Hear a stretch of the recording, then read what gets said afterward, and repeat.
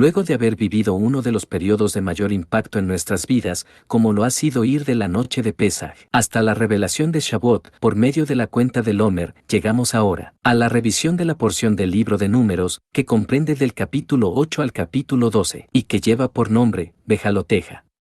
Algo que es importante reflexionar es acerca de la riqueza que Dios da. Si nos damos cuenta, Israel estando en el desierto, tuvo de todo. Tenían el oro suficiente, solo en los adornos de las mujeres, como para construir el becerro de oro. Se tuvo todo el material necesario para construir el tabernáculo, y ahora se fabrican 2 trompetas de plata. Esta es una de las porciones con más temas y profundidad de toda la Torá, pues va desde lo más espiritual hasta lo más carnal, como lo vemos en los puntos que se tocan. El encendido de las lámparas de la menorá, la consagración de los levitas, la segunda celebración de Pesaj, la nube que desciende sobre el tabernáculo, las 2 trompetas de plata, el misterio de la nun invertida, la despedida de Yetro, la rebelión del pueblo por desear carne, la sinceridad de Moisés con Dios, el sepulcro del deseo y la pasión, el espíritu de Moisés sobre los ancianos, el castigo sobre la hermana de Moisés, la partida del Sinaí.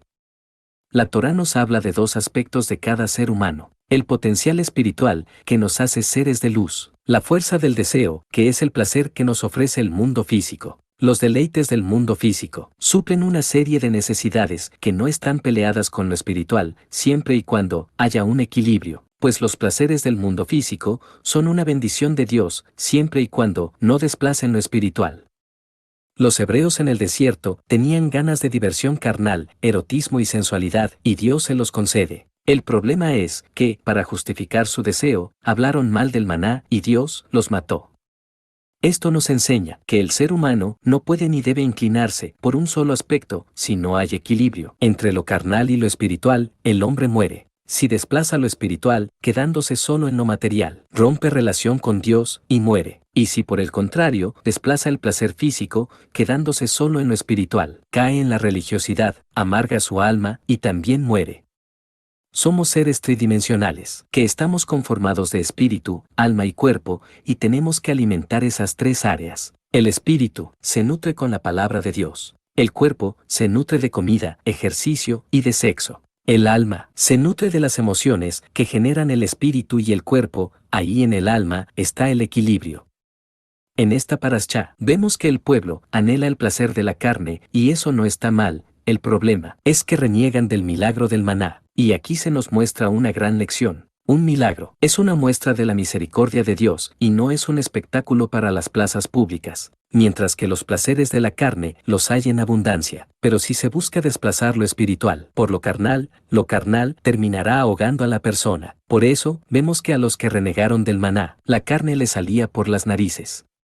El acceso a la felicidad está en compartir, celebrar, agradecer. La clave está en que, en lugar de recordar las vivencias del pasado o concentrarse en las expectativas del futuro, hay que vivir el presente, pues aún las situaciones de reto son una oportunidad para ver la gloria de Dios. Pero, para ver la gloria de Dios, depende mucho de la relación con Él y cómo nos identificamos con Él. En esta porción, se habla de las 2 trompetas de plata, y aquí aparece la palabra teruah, cuya raíz es reut, que significa afinidad, amistad. Esto nos enseña que el sonido de la trompeta es un llamado de amistad de parte de Dios. Es el llamado del amigo, y depende de nosotros, el nivel de amistad que queremos tener con Dios. Pesaj es una celebración que tiene una fecha extra, que nos da una segunda oportunidad para celebrarla. Esto nos enseña que siempre tenemos una nueva oportunidad de generar una afinidad con Dios, menos cuando pensamos que Dios no nos está viendo. Algo que nos debe de quedar muy claro es que nadie cambia para bien si no tiene Torá. Quizá una persona se puede esforzar y si mejora en algunas áreas de su vida, pero no es un cambio real. Solo es un esfuerzo humano, basado en el mismo criterio de la persona, pero la afinidad con Dios se logra cuando a nosotros nos interesa lo mismo que le interesa a Dios. Esta parashá comienza con el encendido de las lámparas de la menorá, pero la palabra bejaloteja, que se traduce como encender, realmente significa acercarse hacia arriba. Esto es, porque las 6 lámparas de la menorá miran hacia la lámpara central, y esa lámpara central representa a Dios. Representa también a la fiesta de Shavuot, y a la Torá misma, los elementos que nos generan amistad con Dios. La Biblia dice, en su lenguaje original hebreo, B. Aish, Moshe, Anab, Meod, Mikol, Ada, Adama, Moisés, el hombre más humilde de la tierra. La humildad es un aspecto que cada día se cultiva cuando se reconoce que se tiene una necesidad y que se tiene claro que solo Dios puede suplir esa necesidad. 5 acciones de vida que nos generan amistad con Dios. Amar y apoyar al pueblo de Israel por ser el pueblo al que Dios le dio la Torá. Escuchar la lectura de la porción de la Torá de cada Shabbat. Tener conciencia de que la manera en cómo Dios nos habla es en el estudio de la Torá. Estar apercibido al mensaje textual y literal de la Torá. Entender el mensaje personal y directo que recibimos cada quien en la Torá. Estos son solo algunos de los puntos generales que conforman esta porción, pero vale la pena profundizar en algunos de ellos, como lo que se refiere a la menorá. Números 8:2, habla a Aarón y dile, cuando enciendas las lámparas, las 7 lámparas alumbrarán hacia adelante del candelero. Aquí aparece el término que le da nombre a esta porción, bejaloteja. Como ya lo mencionamos, aunque este término se traduce como encender, en realidad se refiere a ascender. Por eso, dentro de este término, se encuentra la palabra aala, que significa elevado. Y la pregunta es, ¿cómo se eleva una persona?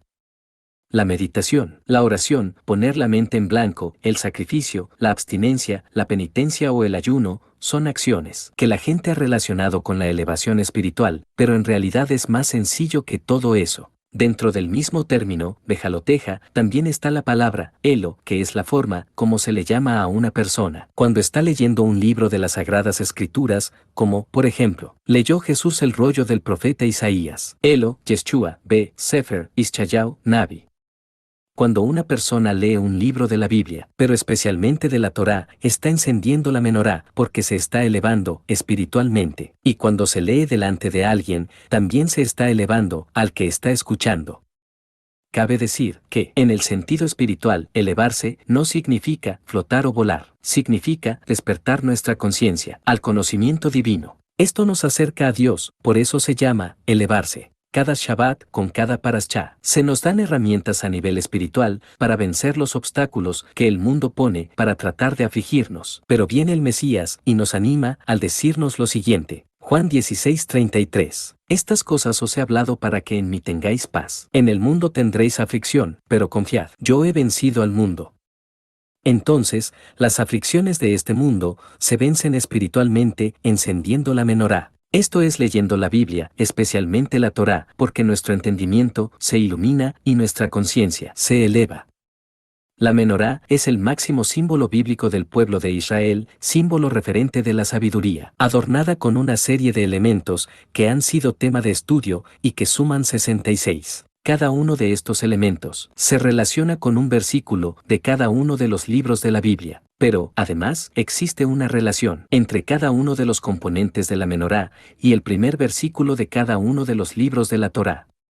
Génesis 1:1 tiene 7 palabras en hebreo, y la menorá tiene 7 lámparas. Éxodo 1:1 tiene 11 palabras en hebreo. La menorá se adorna con 11 flores. Levítico 1:1 tiene 9 palabras en hebreo. La menorá tiene 9 botones o manzanas. Números 1:1 tiene 17 palabras en hebreo. La menorá tiene una altura de 17 puños. Deuteronomio 1:1 tiene 22 palabras en hebreo. La menorá tiene 22 copas. Al sumarse, resulta 66, lo que significa que todo lo que está escrito en los 66 libros de la Biblia está contenido en la Torá. Por eso, el salmista relaciona la luz de la menorá con la luz de la Torá. Salmo 119:130. La exposición de tus palabras alumbra. La traducción textual dice, el principio de tus palabras alumbrará.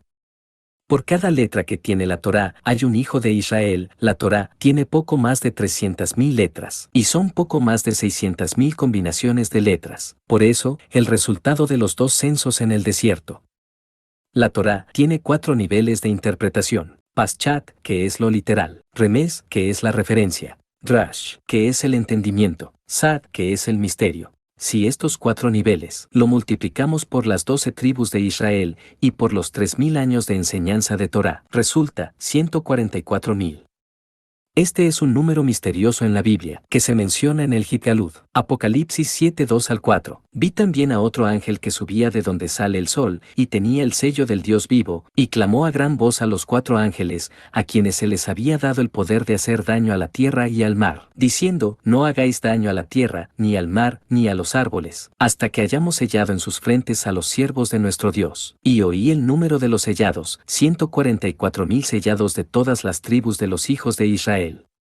Se ha hecho mucha polémica acerca de quiénes son esos 144,000 sellados, 12,000 de cada tribu, que no pueden ser los que van a ser salvos, pues más adelante habla de una gran multitud que nadie podía contar, de todas las naciones de la tierra.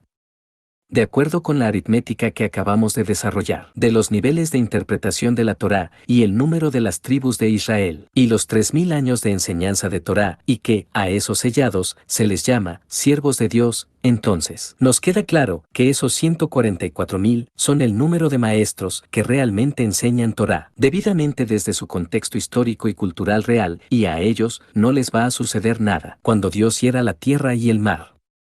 Por otra parte, y retomando la menorá, cada elemento que tiene labrada la menorá representa distintos tipos de gente. Los botones representan a gente cerrada, que no acepta las enseñanzas de la Torá, pues solo aceptan nada más que lo que su religión les dice. Las flores representan los que solo buscan lo bonito, los secretos, y no toman en cuenta el texto literal de la Torá. Las copas representan a los activistas de las congregaciones, que solo buscan lo festivo y les encantan los momentos de las alabanzas. Las vasijas del aceite representan a la gente que anhela el estudio de la Torá y buscan la unción. Entonces, elevarse es encender la menorá de Dios, y esto lo podemos hacer cuando leemos los libros de la Torá, y esto nos conecta con la salvación.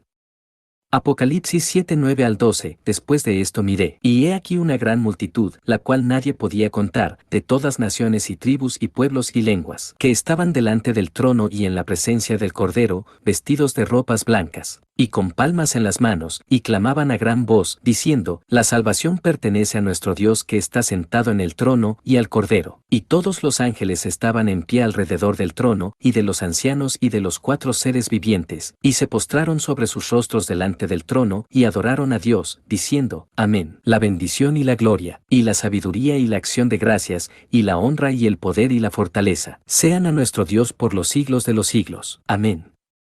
Aquí se describen claramente los beneficios de la menorá para quienes estudian Torá. Las primeras 3 lámparas son los beneficios al estudiar Torá: la bendición, la gloria, la sabiduría. El mástil que contiene la lámpara central, a la cual las demás miran, es la gracia, que simboliza al Mesías. Las siguientes 3 lámparas son los beneficios por haber estudiado Torá: la honra, el poder, la fortaleza. En el segundo versículo de esta porción dice: habla a Aarón y dile. Aquí aparece el término hebreo, medaber, que literalmente significa parlante. Si nos damos cuenta, este término medaber encierra varias palabras como mibar, que es desierto; dabar, que es palabra; dibur, que es el habla sagrada. Esto nos enseña que cuando estamos en el mundo donde haya ausencia de la palabra de Dios, y estudiamos Torá, desarrollamos revelación y profecía. Retomando el tema de la menorá, debemos decir que la luz de las lámparas de esta trascienden lo espiritual y están relacionadas también con la ciencia, pues en ellas se encierran también las matemáticas, la filosofía, la astronomía, la alquimia, la química, la física y la biología. La menorá es la persona hecha de una sola pieza, y las lámparas son las 7 áreas del conocimiento. Aunque todos los planetas giran alrededor del Sol, lo cierto es que todo el sistema funciona en torno al planeta Tierra, porque este es el planeta que fue creado para ser habitado. Isaías 45:18, porque así dijo Dios, que creó los cielos, Él es Dios, el que formó la tierra, el que la hizo y la compuso, no la creó en vano. Para que fuese habitada la creó, yo soy Dios, y no hay otro. Esto nos demuestra que toda la energía que contienen los planetas y los astros son para nutrir a la Tierra. Dios crea los cielos y la tierra para materializar los contenidos profundos de la Torá, y la menorá es el diseño arquitectónico del sistema solar. El sol es Jama, de la Sefirot de Bina, y representa la fuerza. La luna es Levana, de la Sefirot de Gesed, que son los milagros. Marte es Madim, de la Sefirot de Geburá, y representa las guerras. Mercurio es Kohab, de la Sefirot de Tiferet, y representa la justicia. Saturno es Oftai, de la Sefirot de Nesar, y representa la salvación. Venus es Noca, de la Sefirot de Jod, y representa la sanidad. Júpiter es Tzedek, de la Sefirot de Jesod, y representa la misericordia. Por eso es que los astros y los planetas influyen en nosotros, y en los días de la semana, estas influencias son reacciones del universo. A lo que nosotros hacemos, las energías acumuladas en esos cuerpos celestes es atraída hacia nosotros, en base a cómo aplicamos la Torá en nuestra vida.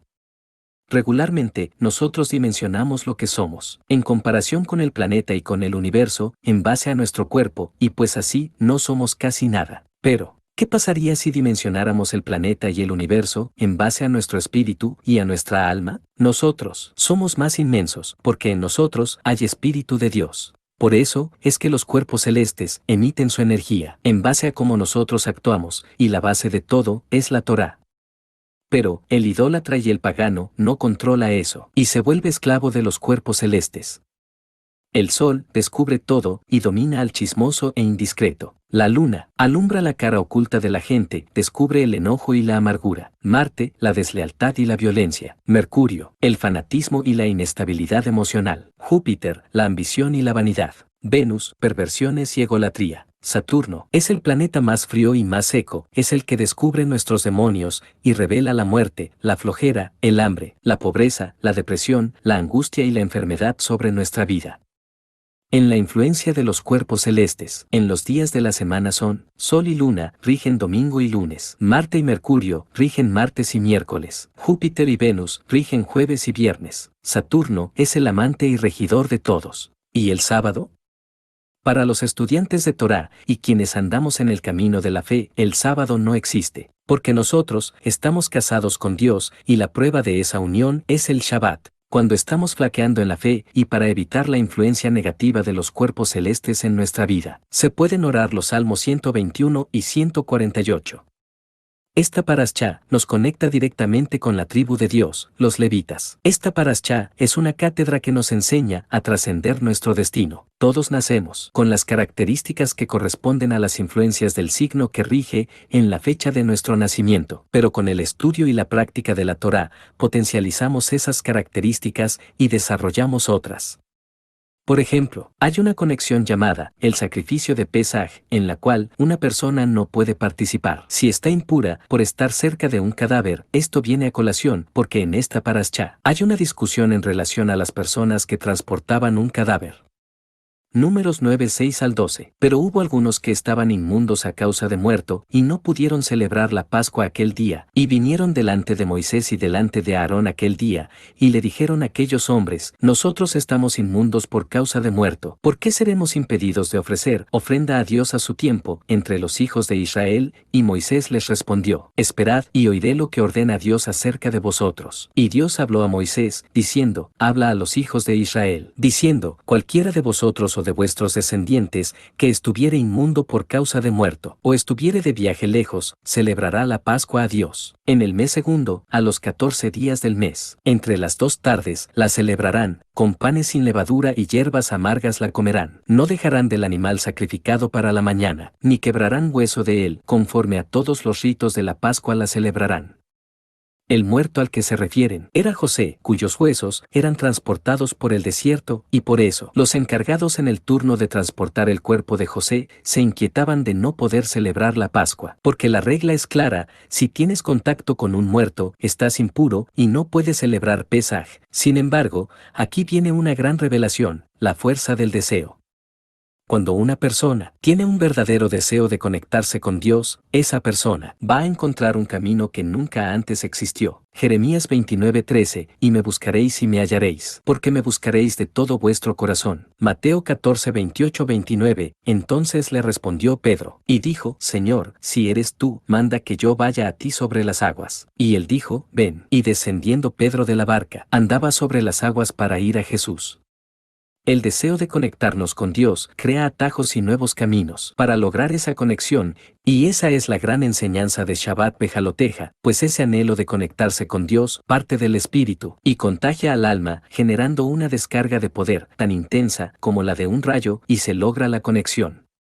Esta porción inicia cuando Dios instruye a Moisés de cómo encender las luces de la menorá, y Moisés por su parte instruye a Aarón en cómo hacerlo. Durante toda su vida, Aarón estuvo sembrando semillas para el futuro en el servicio del encendido de la menorá, pues este candelabro encierra la interacción entre el mundo físico y el mundo espiritual, el mundo por venir. Todos nosotros, en todo lo que hacemos, siempre estamos sembrando semillas para el futuro, sea inmediato o lejano, y estas semillas las sembramos con la esperanza de que den fruto. Números 10:34 al 11:1. Y la nube de Dios iba sobre ellos de día, desde que salieron del campamento. Cuando el arca se movía, Moisés decía, levántate, oh Adonai, y sean dispersados tus enemigos, y huyan de tu presencia los que te aborrecen. Y cuando ella se detenía, decía, vuelve, oh Dios, a los millares de Israel. Aconteció que el pueblo se quejó a oídos de Dios, y lo oyó el Señor, y ardió su ira, y se encendió en ellos fuego de Dios, y consumió uno de los extremos del campamento. En este pasaje aparece la palabra campamento, que en hebreo es makhan, y también aparece la palabra aconteció, que en hebreo es la palabra nehaya. La letra hebrea, que es equivalente a la N, es la letra nun, y en estas dos palabras, makhan y nehaya, en ambos casos, la letra nun aparece invertida. La letra nun es la inicial de la palabra nefilá, que significa caída, y es la que controla la constelación de Escorpio y contiene los secretos del Mesías. Cuando una persona cae espiritualmente puede tener dos reacciones, la depresión o la negación. Fue en el signo de Escorpio, cuando el Satán y la tercera parte de ángeles del cielo caen y el demonio les propone hacer pacto para no regresar a Dios. Esto nos enseña algo muy importante, que Satanás no te hace caer, él te pone la tentación, y es tu voluntad la que te mueve y te impulsa, y cuando caes, caes por tu propia voluntad, y el Satán lo que busca es que permanezcas caído. Uno de los indicadores de que estamos cayendo es cuando nos enfocamos en que todo está mal, cuando vemos solo lo malo de las cosas. ¿Por qué sucede esto? Porque el alma debe de ser la causa de su propia realización. Cuando estamos viendo solo lo malo, es porque no somos dignos de ver lo bueno y no lo merecemos. Entonces, la razón por la cual nos es tan fácil ver todo lo malo, esto es porque debemos de ganarnos el mérito de ver lo bueno. Y aquí es donde el diablo interviene, y como ejemplo, vemos a la serpiente metiéndole la duda a Eva. Génesis 3:4-5. Pero del fruto del árbol que está en medio del huerto dijo Dios, no comeréis de él, ni le tocaréis, para que no muráis. Entonces la serpiente dijo a la mujer, no moriréis, sino que sabe Dios que el día que comáis de él, serán abiertos vuestros ojos, y seréis como Dios, sabiendo el bien y el mal. Incluso el diablo trató de hacer dudar al mismo Hijo de Dios, citando la Biblia, Mateo 4:5-6. Entonces el diablo le llevó a la santa ciudad y le puso sobre el pináculo del templo y le dijo, si eres hijo de Dios, échate abajo, porque escrito está, a sus ángeles mandará acerca de ti y en sus manos te sostendrán, para que no tropieces con tu pie en piedra. El diablo está citando el libro de los Salmos. Salmo 91:11-12, pues a sus ángeles mandará acerca de ti, que te guarden en todos tus caminos. En las manos te llevarán, para que tu pie no tropiece en piedra. Si nos damos cuenta, las dos letras nun invertidas forman un paréntesis que encierran el clamor de Moisés, que dice, Números 10:35-36, levántate, oh Adonai, y sean dispersados tus enemigos, y huyan de tu presencia los que te aborrecen. Vuelve, oh Señor, a los millares de Israel. En este pasaje aparecen los términos, levántate, que en hebreo es kuma, y cuyo valor numérico es 151, valor reducido es 7. Vuelve, que en hebreo es shuvah, y cuyo valor es de 313, y el valor reducido es 7. Lo mismo que Mashiach, el Mesías, que es ungido, cuya gematría es 358, y el reducido es 7. Por lo tanto, esta porción de la Torá nos conecta con la protección de Dios ante las caídas espirituales. Nosotros caemos por nuestra propia voluntad. El diablo trabaja para mantenernos caídos, y el Mesías nos vuelve a levantar. Cuando hayas caído y el diablo no te deje levantar, trae a tu mente las palabras de Yeshua. Juan 21:15-17. Cuando hubieron comido, Jesús dijo a Simón Pedro, Simón, hijo de Jonás, ¿me amas más que estos? Le respondió, sí, Señor, tú sabes que te amo. Él le dijo, apacienta mis corderos. Volvió a decirle la segunda vez, Simón, hijo de Jonás, ¿me amas? Pedro le respondió, sí, Señor, tú sabes que te amo. Le dijo, pastorea mis ovejas. Le dijo la tercera vez, Simón, hijo de Jonás, ¿me amas? Pedro se entristeció de que le dijese la tercera vez, ¿me amas? Y le respondió, Señor, tú lo sabes todo, tú sabes que te amo. Jesús le dijo, apacienta mis ovejas. Ante la caída espiritual viene el Mesías y te hace un ofrecimiento para que te puedas levantar, apacienta mis ovejas. Esto significa que la manera de levantarse de una caída espiritual es trabajar para Dios, ayudando a otros para que no caigan, y si caen, puedan saber levantarse. Ya para finalizar, decíamos que esta parasha nos conecta con la tribu de los levitas. Recordemos que, en un inicio, los primogénitos de cada familia hacían el servicio a Dios, pero luego del pecado del becerro de oro, las cosas ya no fueron igual. Números 8:16, porque enteramente me son dedicados a mí los levitas de entre los hijos de Israel. En lugar de todo primer nacido, los he tomado para mí en lugar de los primogénitos de todos los hijos de Israel. ¿Por qué los primogénitos son desplazados por los levitas? De entrada, se entiende que los primogénitos no supieron defender la fe en Dios y se vieron superados en el episodio del becerro de oro. Pero, ¿acaso no se arrepintieron? Sí, sí hubo arrepentimiento, pero lo que no hubo fue firmeza. Vemos en la historia bíblica que los primogénitos constantemente sucumben ante la rebeldía del pueblo. Aquí vemos que los primogénitos no pierden sus derechos como continuadores de la estirpe de los patriarcas, pero sí pierden su derecho al sacerdocio, porque en el sacerdocio se requiere firmeza y convicción, pues esas son la base de la fe para no caer. Primera de Corintios 16:13, velad, estad firmes en la fe, portaos varonilmente y esforzaos. Primera de Corintios 10:12, así que, el que piensa estar firme, mire que no caiga. Ya para terminar el shur, vemos a Moisés, que le pide ayuda a su suegro. Números 10:31-32. Y él le dijo, te ruego que no nos dejes, porque tú conoces los lugares donde hemos de acampar en el desierto, y nos serás en lugar de ojos. Y si vienes con nosotros, cuando tengamos el bien que Dios nos ha de hacer, nosotros te haremos bien. En un nivel espiritual, vemos que Moisés, el que tiene trato de compañero con Dios, le está pidiendo a un converso que sea sus ojos en el desierto. ¿Acaso Dios no conoce bien el desierto? ¿Qué se necesita de un tipo que sí conozca esos caminos? Realmente, lo que aquí podemos ver es la importancia que tienen las ovejas perdidas que vienen al camino de la fe. Son las que conocen cómo comportarse en el desierto, cómo actuar en esas regiones inhóspitas sin perderse. Mateo 8:7-10. Y Jesús le dijo, yo iré y le sanaré. Respondió el centurión y dijo, Señor, no soy digno de que entres bajo mi techo, solamente di la palabra, y mi criado sanará, porque también yo soy hombre bajo autoridad, y tengo bajo mis órdenes soldados, y digo a este, ve, y va, y al otro, ven, y viene, y a mi siervo, haz esto, y lo hace. Al oírlo Jesús, se maravilló, y dijo a los que le seguían, de cierto os digo, que ni aun en Israel he hallado tanta fe. Mateo 15:24-28, él, respondiendo, dijo, no soy enviado sino a las ovejas perdidas de la casa de Israel. Entonces ella vino y se postró ante él, diciendo, Señor, socórreme. Respondiendo él, dijo, no está bien tomar el pan de los hijos y echarlo a los perrillos. Y ella dijo, sí, Señor, pero aun los perrillos comen de las migajas que caen de la mesa de sus amos. Entonces respondiendo Jesús, dijo, oh mujer, grande es tu fe, hágase contigo como quieres. Y su hija fue sanada desde aquella hora. Aquí, tanto con el suegro de Moisés, como en los dos pasajes que nos muestra el Evangelio, podemos ver la importancia que tienen los que se convierten a la fe. Entonces, Parashá Behaloteja nos enseña los misterios de la menorá y de cómo elevarnos espiritualmente y saber cómo manejar las influencias de los cuerpos astrales, y la importancia de los inconversos que también influyen en nuestras vidas para no caer. Porque todo se revela en la palabra de Dios. Porque en su palabra está su presencia.